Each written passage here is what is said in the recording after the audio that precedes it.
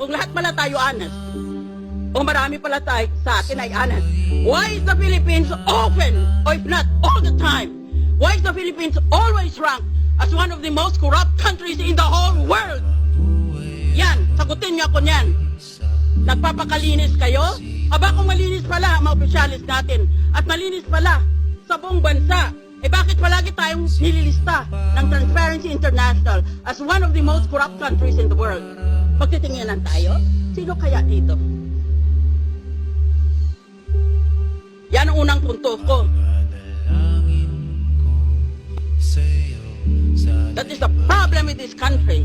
We're all for honest government, and yet the world condemns us as one of the most corrupt countries in the world. That's why it is difficult to win in any international election, in any international campaign, because the Philippines, among others, has a reputation of being a corrupt country. Isip ng iba, kung corrupt ang bayan na yan, walang matinong lalabas dyan. Walang matinong ibuunga yan.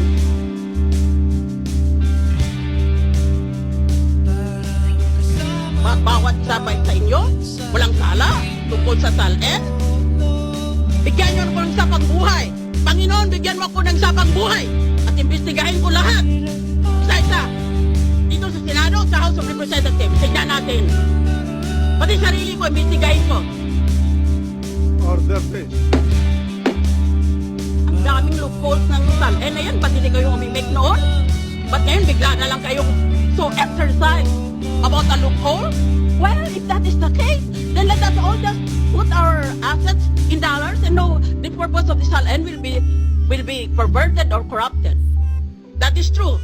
But what about all the other loopholes? Bakit ngayon lang kayo nagalit tungkol sa loophole na yan?